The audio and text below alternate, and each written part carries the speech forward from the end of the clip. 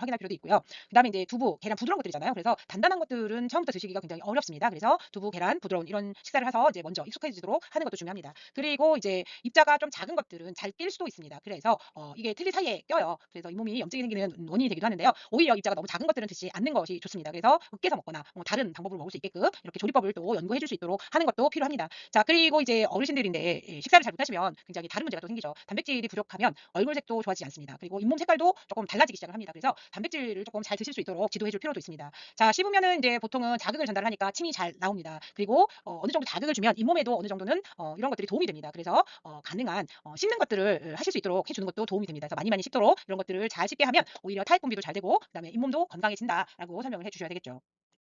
발음을 이제 처음에 끼시면 잘 안 돼요. 어누래요. 뭐 이런 이야기를 합니다. 특히 이제 의지사항이 이제 그 구개면으로 들어가면 굉장히 불편합니다. 발음이 잘 안 되는데요. 이런 것들을 조금 발음을 하는 걸 연습을 시킬 필요도 있습니다. 그래서 신문, 잡지 뭐 이런 책 같은 걸 좀 읽게 하시는 것도 도움이 됩니다. 그래서 본인이 말하는 걸 귀로 듣게 하는 거죠. 그래서 어떤 발음이 잘 안 되는지 이런 것들도 하게 할 필요도 있습니다. 그래서 교정할 수 있도록 이런 것들을 지도할 필요도 있고요. 자, 그다음에 거울 앞에서 혀, 뭐 턱 이런 것들을 움직임을 조금 확인을 하는 것도 필요합니다. 대부분 1주일에서 2주일 정도 지나면 많이 본인이 했던 발음 상태로 돌아옵니다. 그런데 사람마다 다 똑같진 않죠. 그래서 개인 차이도 있다라는 것들을 조금 설명을 해주시면 된다. 뭐 이렇게 이해를 하시면 될 것 같습니다.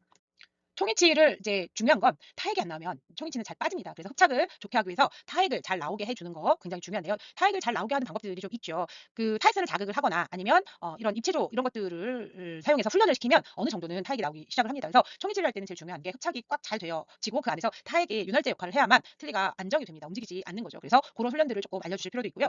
정기검진이 필요합니다. 대부분 우리는 임상에서 틀니를 하시게 되면 정기검진을 오세요 해도 어르신들은 잘 안 오세요. 그런데 우리가 임플란트를 하거나 보철을 하고 정기검진을 오세요 하면 또 잘 오세요. 근데 참 특이하게도 이 어르신들의 특징이 틀니를 하고 나서는 그 비율을 봤을 때 잘 정기검진을 오지 않습니다. 그런데 이 틀니도 정기적으로 와서 이렇게 검진을 해야지 아픈 데도 조절하고 어디가 불편한지를 체크를 해서 개선을 해줍니다. 그래서 이거 하나도 없는데 내가 검진 와야 돼? 이렇게 얘기하시는 분들이 있는데 그렇지 않다. 검진을 와서 이런 것들을 확인을 할 필요도 있다라는 것들을 꼭 주지를 시켜 주십시오. 유지 관리시, 그러니까 정기 검진을 왔을 때 우리가 그러면 어떤 거를 보고 어떤 거를 다시 또 지도하느냐. 자, 의치상의 전막면들을 봅니다. 그리고 나서 잇몸 상태도 보죠. 치조제 점막에 염증이 있는지 이런 것들도 봅니다. 그리고 구강내가 건조한지 스변한지 이런 것들도 볼 필요가 있죠. 너무 건조함이 심하면 잇몸을 마사지하거나 혀를 운동할 수 있게 하는 입체조 이런 것들을 알려줄 필요도 있고요. 아니면 칫솔을 이용해서 점막을 자꾸 자극을 시키게 하는 방법, 잇몸 마사지를 시켜주는 거죠. 그래서 여러 가지를 이용을 해서 타액이 나올 수 있도록 다시 지도를 해주는 것도 중요합니다. 위치 장착을 한 다음에 환자들이 입 안으로 뭔가가 들어오면 굉장히 불편해요라는 것들을 우리가 누누이 중간중간 환자분들한테 설명을 드렸습니다. 그렇기 때문에 이 미리 설명을 안 하면 핑계밖에 되지 않습니다. 그래서 요런 구개면에 뭔가가 많이 들어와 있으면 발음하는 것도 좀 어렵다. 그리고 환자들이 이제 내 차로 쓰다가 이런 것들이 들어오게 되면 굉장히 압박감이나 불편감이 있을 수밖에 없겠죠. 그래서 이런 문제점이 있을 수 있으니 차츰 익숙해질 수 있다라는 것들을 설명해 주실 필요가 있습니다. 그리고 언제든지 불편하면 내원에서 조절을 받을 수 있다라는 것들을 지도를 해주시면 될 것 같습니다. 자, 그리고 이렇게 주의사항을 알려드리면 이런 것들을 문서로 작성할 필요도 있습니다. 그래서 환자들이 앉아서 들을 때는 다 이해를 하지만 집에 갈 때는 문을 나가는 치과의 문을 나가는 그 순간 많은 것들을 또 잊어버리게 됩니다. 그래서 가능한 이런 것들을 다 정리를 해서 페이퍼로 전달을 해주는 것도 불안 해소시켜주는 방법 중에 하나라고 보시면 될 것 같습니다. 의치를 사용함에 있어서 유의사항들을 이제 페이퍼로 이렇게 만들어 놓은 건데요. 새로운 의치를 끼면 처음에는 이물감을 줍니다. 그리고 대부분 예전부터 했던 분들은 금방 적응을 하세요. 그런데 처음 이를 뽑고 하신 분들은 조금 걸리는데 적응하는데 시간이 좀 걸립니다. 그래서 그런 것들을 얘기를 충분하게 해주시고요. 자, 의치를 처음 사용하면 당연히 우리가 새 신발을 신고 돌아다니다 와야지 얘가 아픈지 안 아픈지 알 수 있습니다. 그러니까 하루 정도 지났을 때 아픈 데가 생기는데 이런 것들은 좀 조절하면 괜찮다라는 이야기를 해주시고요.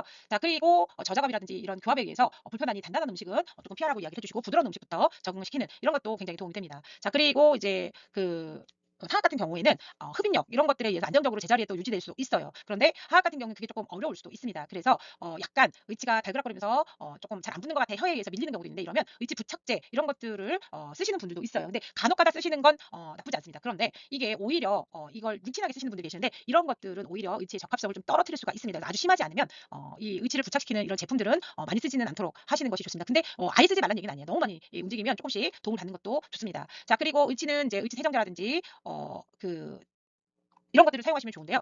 대신 여기 지금 치약을 부드러운 치약을 쓰라고 이렇게 되어 있는데 치약은 쓰지 않습니다. 그래서 이렇게 생각을 하시고요. 자, 주방용 세제를 사용하면 오히려 세척이 더 잘 된다라는 표현이 있습니다. 그래서 여러분들이 그냥 흐르는 물에서 유순위는 그냥 닦으셔도 돼요. 그런데 나는 너무 이런 것들이 찝찝해. 그러면 주방용 세제로 닦을 수 있도록 도와주실 필요도 있고요. 어쨌든 치약은 쓰지 않는다라고 여러분들이 얘기를 해주셔야 되고요. 그다음에 칫솔질 어르신들이 뭐라고 얘기하면 이도 하나도 없는데 칫솔을 써야 돼라고 이야기하시는 경우가 있습니다. 그런데 잇몸 마사지용으로도 칫솔을 쓸 수 있기 때문에 이런 것들을 적어도 하루에 한 번씩은 잇몸도 깨끗하게 관리를 해줘야 된다라고 이야기를 하고 주무실 때는 잇몸 정도 휴식을 해야 된다. 그래서 빼고 주무셔라라고 이야기를 하셔야 되고요. 빼는 위치는 그냥 공기 중에 노출을 하시면 안 되고요. 물속에다 보관을 하셔야 된다라고 이야기를 해 주셔야 되겠죠. 그리고 이를 뽑고 나면 이 뼈가 흡수된다라는 것을 자꾸 얘기를 해 주셔야 돼요. 그래서 주기적으로 병원에 내원을 해야 된다. 그리고 잘 맞지 않는 이런 의치 같은 경우에는 또 다른 문제를 일으킬 수 있으니 본인이 조절하시면 안 됩니다. 그리고 치과에 내원해서 한 번씩 이렇게 구강 상태와 틀니의 상태를 점검을 받아라 이런 얘기를 해 주실 필요가 있고요. 자, 틀니 처음 끼면 어색하고 불편하고 시간이 지나면 근데 자연스럽게 보입니다. 그래서 말하는 것도 처음에는 어색하지만 몇 주 지나면 괜찮아지기 때문에 이런 신문이나 잡지를 큰 소리를 내서 읽게 해주는 것도 발음 연습에 굉장히 도움이 된다라는 것들을 다 주지를 시켜주시면 좋을 것 같습니다. 자, 많은 이야기를 하긴 했지만 여러분들이 이런 내용들을 잘 정리를 해서 환자분들한테 케어를 한다면 환자분들이 좋아할 거예요. 그리고 이렇게 글로만 표현하는 것도 있지만 그림으로 또 설명을 해서 아니면 사진 이런 걸로 설명을 해서 교육을 시켜주는 것도 하나의 방법이니까요. 그렇게 잘 사용을 하시면 될 것 같습니다. 장시간에 걸쳐서 여러분들이 이제 총이치를 마쳤는데요. 대신 과제는 없습니다. 전체적으로 수업을 다 진행을 했기 때문에